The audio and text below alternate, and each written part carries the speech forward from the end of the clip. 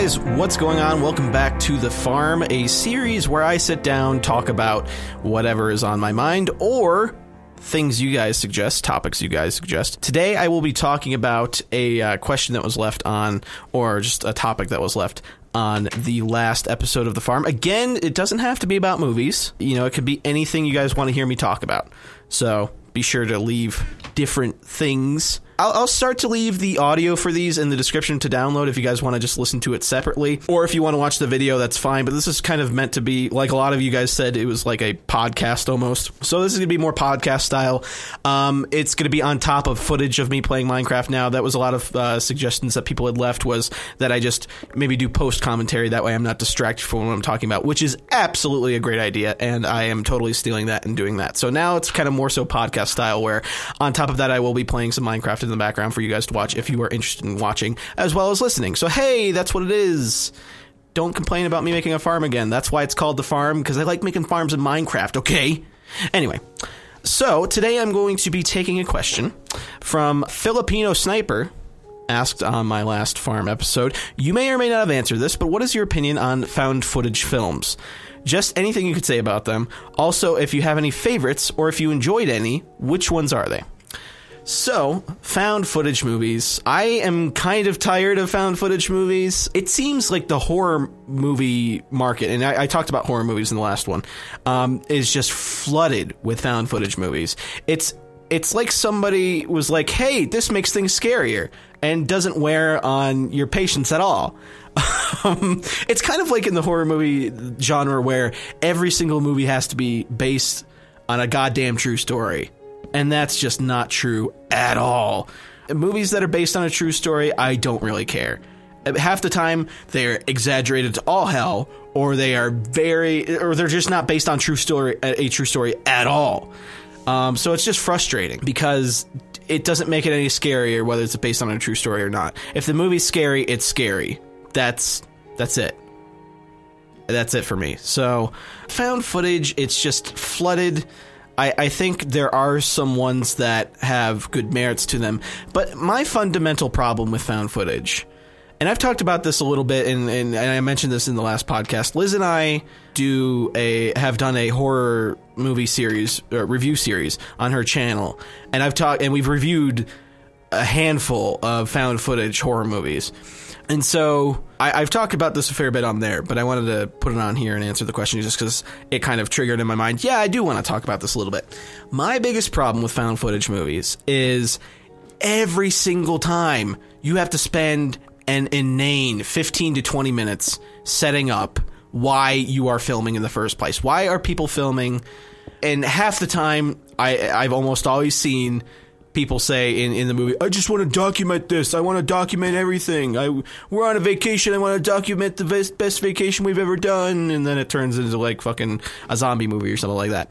So it's really annoying. Generally, it's just, there's too much explanation and that goes into it generally. And it's just, I have to watch people dick around for like 20 minutes to half an hour before anything actually happens in the movie generally. The Paranormal Activity movies are a great example. First time around, inventive. They did it right. They kind of re-sparked the found footage genre. Not to say that it was dead before that, but obviously Blair Witch Project was one of the first big notable ones to do it with horror movies, and that really set a trend. And from there, it didn't blow up like crazy, but you know, with Paranormal Activity, it was like, hey, we made a movie, with just $60,000 or however much it was, and then it went on to gross hundreds of millions of dollars, and so that just blew up the marketplace of horror movies with that kind of stuff. And as with anything, some are going to be good, some are going to be bad. Regarding the Paranormal Activity movies, generally bad. They're all the same movie for the most part, so it's kind of tough to really kind of figure out like which one is which to my memory. But I think the second one follows the family. The third one follows the family from the past who have like fucking VHS cameras that look like high quality HD video, which is, hey, that's amazing technology for like the 90s or the 80s or whatever that was supposed to be. But anyway, I digress. You have to spend, specifically for the Paranormal Activity movies, 20 or so minutes before anything happens and once something does happen, it's fucking like a door moving a little bit or a book falling off a shelf or something like that. Wait, no, this isn't Interstellar.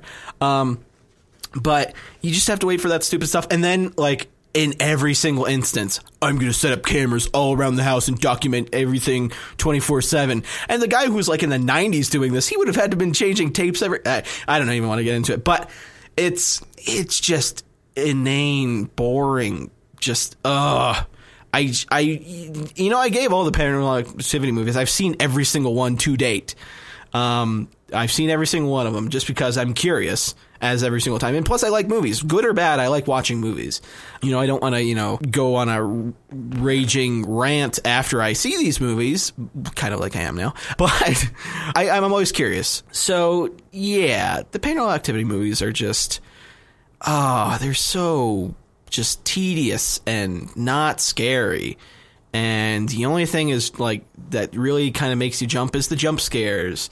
I like something that actually is building legitimate tension and can deliver on that alone, not just jump scares. Which, I mean, some of my favorite movies do have jump scares in them. You can't really help it for the most part. It's just like it's a convention in movies, and it's going to happen in the best of them and the worst of them. So whether it's done right or not, that's my biggest thing. If your movie is only standing on jump scares, then it's not scary. You're just frightening me with loud noises, which generally don't make me jump so much unless I'm absolutely not expecting it. But if you're expecting it, I mean, it's not going to hit you too hard. And generally that's how it happens. Anyway, found footage movies. A few of them that I've seen that I've enjoyed, obviously not the Paranormal Activity movies. The first one, it was original for what it was doing. And I applaud it for that, and I enjoyed it for that.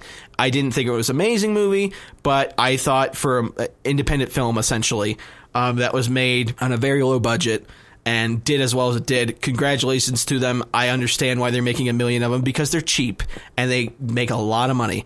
So I can't really, knock them for that. I understand if you have something that does well, capitalize on it. Make hay while the sun is shining. That's kind of the phrase that goes along with that. Anyway, movies that I have seen found footage wise that are like, obviously something like Blair Witch. The first Paranormal Activity was pretty good.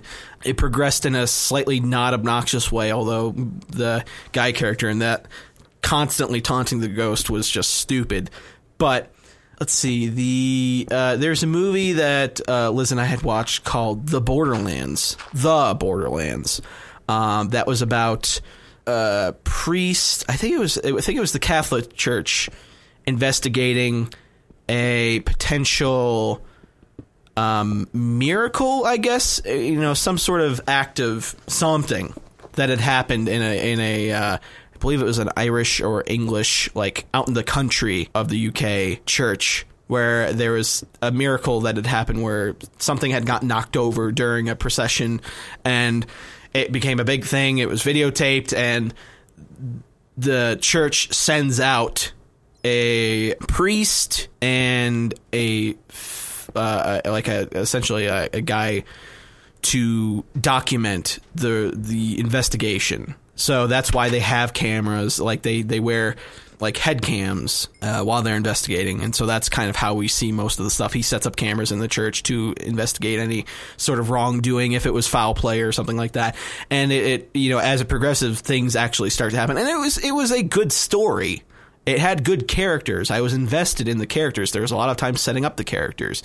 They had to put cameras in the place where the priest and researcher, like the investigative team, is in, just once again to document for the church's purposes if there was foul play, if there was something going on. So they had to document everything, which it for me was a well enough explanation for it. That was absolutely fine. And it progressively, it got creepy. There's points where there's a guy running out with just the head camera and a flashlight, and it was like he's running around out in the country near this like potentially haunted church with just a flashlight. Anything could be out there. It's pitch black. It was actually pretty. It had me on edge a little bit, and stuff like that is just, it's nice. That's why you watch a horror movie, to get invested in the characters and let the fundamental fear and everything that you feel during these movies, just let yourself feel it. And it's a feeling that, I like. That's why I like watching horror movies. I don't want to experience this in real life, but I'll watch a movie about it, and hopefully it'll make me feel that way. That's with any movie. If it's a movie that, is supposed to make you happy, hopefully it makes me happy. If it's a movie that's supposed to scare me, hopefully it scares me. And a movie that's, going to make me sad, supposed to be dramatic, hopefully it makes me sad and all that stuff. So hopefully I'm receiving on that wavelength. So, that was a particularly good movie. The end really had Liz on edge. It had a pretty freaky end. So I would definitely recommend that. It's called The Borderlands. Came out, I think, 2013, 2014. Other movies, found footage movies. Something like VHS isn't amazing, but it's a anthology found footage sort of series where VHS, VHS2, and VHS Viral. Those are the three films in that series. Each of them have about 5 or 6 individual short films that are all found footage. It's supposed to be under the guise of the first two. There's this guy who has a house, and he has this mass collection of, I guess, videotapes, VHSs, again in varying quality that suspectly looks like HD footage sometimes. And when watching these individual tapes, there's different stories on each of them, usually 5 or 6, and they generally chronicle something that either is related to just something kind of horror movie related. For example, in the first one, there's a story about a couple going on vacation traveling cross country, and there's somebody following them, and who could it be? And it's kind of creepy that way. And then in a different one, it's about a lady on a webcam talking to her boyfriend over something like Skype, and there's ghosts haunting her apartment, and kind of progressively things happen over a few nights of them talking, and she uses like the laptop. She doesn't want to look, but she walks through her apartment, and there are ghosts in there, and she's using the laptop and her boyfriend to tell her, what's going on in there, or old family friend, one of the two, like old friend, stuff like that. In the second one, there's a guy who has like a cybernetic implanted eye that that somehow can see essentially the other. It kind of like almost sees into a separate dimension within ours, that he can see ghosts essentially with it, and with him having it and him being able to see them, they can see him, and so they can then affect him. So it has a bunch of interesting concepts kind of rolled into that. So those aren't bad. They're a mixed bag. Some of them are good, some of them are bad. The first one has, I think, primarily, maybe not necessarily the best ones. Second one I think was a bit better. It had more in there that I liked, but still some in there that I disliked. So it's kind of like I could probably take the first and second and combine them and really kind of get the best ones out of there. Liz and I had seen an advanced screening of VHS Viral at the Denver Horror Movie Convention that was held at the Alamo Drafthouse last year, and we got to see that a month earlier, something like that. And it was good. It was all right, but it wasn't. I wouldn't say it's as good as the first two. I think they were stretching a little bit because they were trying to expand the story, because the first two took place, like I said, in kind of an old man's house. It was very mysterious. He had a bunch of VHSs, and for some reason, it seems like people watching these VHSs turned them crazy. And they kind of took that idea and expanded upon it in the third one, where they're trying to transmit these viral. They're trying to make these VHSs go viral. That's why it's VHS Viral. They're trying to make these videos go viral. So essentially the entire world is it's transmitted to, and they are put under whatever this weird trance or something that is happening to the people watching these videos.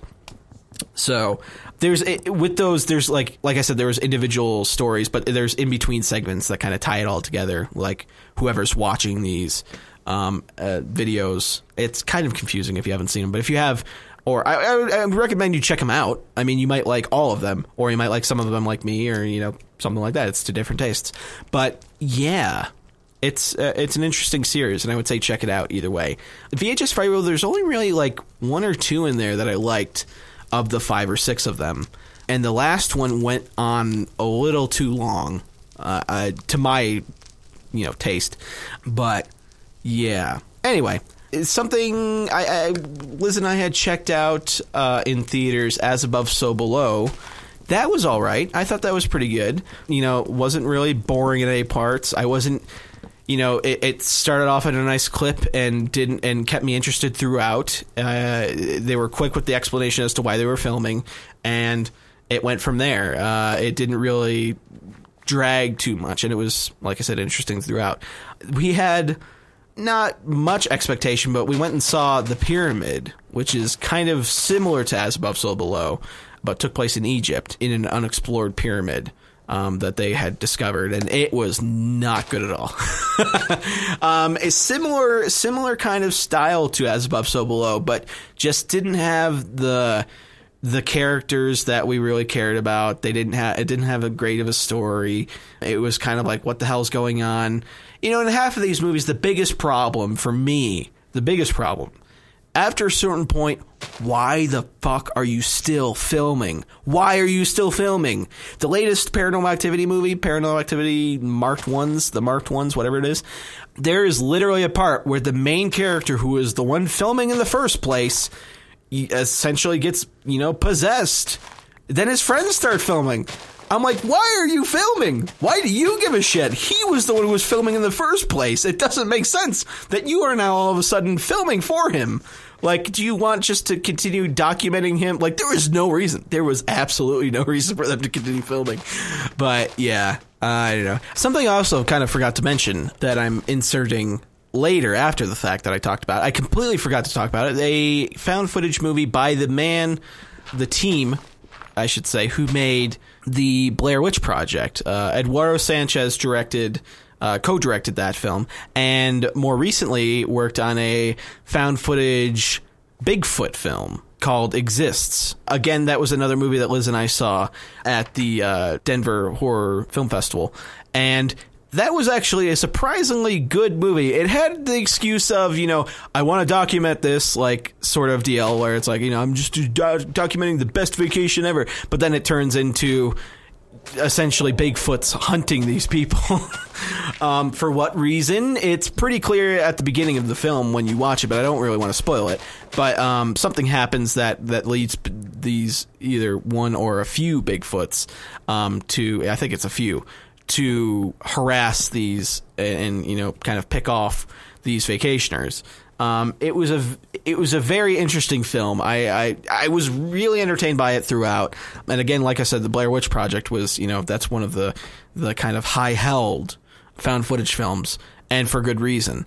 And I think Exists really kind of didn't toe the line, but it was definitely a step above the general kind of found footage films I see. I would compare it to something like As Above, So Below, as a movie that I've seen recently. Even knowing I have the opinion of I don't like found footage movies, I kind of go in with that bias. But at the same time, if it's good, I'm not going to care. A good movie is a good movie. A good movie with good characters, that's fine.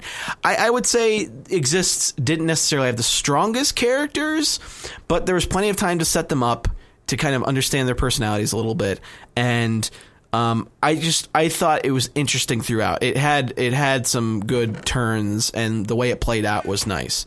Generally, as long as a movie maintains my interest, or it maintains being interesting, of course it's going to be, it'll keep my attention.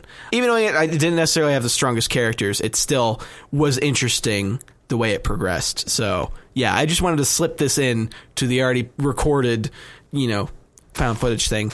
Anyway, back to what I was saying. I mean, one of the bigger mainstream found footage movies, and again, found footage doesn't necessarily have to be held to horror movies, although that's generally the genre that it specifically hits. Something like Cloverfield isn't necessarily a horror film, but kind of treads the line between, action thriller and horror film. It has horror film elements, but I wouldn't necessarily classify it as a horror film. It was more of a popcorn action movie, kind of. I mean, I don't know. That movie is kind of hard to essentially put in a box. But that film was probably one of the first instances of me growing up having seen a found footage horror movie, or a found footage movie. In that movie, it's definitely, characters keep asking, HUD, why is he filming? Like, he's just like, but I kind of understand that, because this is a post 9/11 sort of film, and you saw stuff come out of 9/11 of people filming, either on not their phones necessarily, but with cameras, and in that sort of event, especially happening in New York, I could see somebody filming, for either posterity or they want to, let people know what happened that day. And I think it takes an element of courage for something like that, but especially when they run into the monster as so many times as they do in that movie. But either way, that movie, I could kind of understand why that was happening and all that stuff. So there's plenty of found footage films out there. I've seen a fair bit of them, whether it's super small independent films or bigger budget, something like Cloverfield or, any of the Paranormal Activity movies. Those obviously aren't huge budget, but something that actually could have big money behind it. But, half the time I'm just like, why not just make it a movie? It would make it so much easier. You'd have fewer plot holes because of it. And you would beg the question, why are you still filming? Something like District 9. That's a movie that switches between found footage or documentary footage and actually a movie. Something like The Pyramid, more recently, does similar things, but still almost makes it try to seem like it's found footage. It's strange. It's really weird because it's just really weird because they never really, something like District 9, after a certain point, it's clear when it's a documentary and when it's a movie. When there's a camera, when there isn't a camera. And there's large chunks of the movie that are like that. The Pyramid literally goes from they're filming first person found footage for the first maybe half an hour. And then just random shots would be of them, and then it would go right back to found footage. And it's just like, why not just make it a regular movie? Why have them filming in the first place? Just have this happening, but film them. Because you kind of confuse me when you're like, I'm going to present it most of the time as found footage, but then for just random shots every once in a while, we're going to have a floating camera somewhere. It's just confusing for me. And it's just like, at what point is it found footage and what point is it? Sometimes it's not always super clear. So, yeah, found footage movies. That's my biggest gripe. So why not just make it a movie? It has to be easier. I mean, it has to be easier to light than doing... anyway, that's that. That is this episode of The Farm. What is my opinion on found footage movies? Got a little worked up there. It's okay. If you have any topics you would like to suggest them in the comments below. If you have some favorite found footage movies, if there's something I forgot to talk about that was a found footage movie, or your favorite or your least favorite, or what your opinions are on it, leave them in the comments below. I will read them. I will love them. And I just might reply to them. So, yeah. I love you guys. Bye.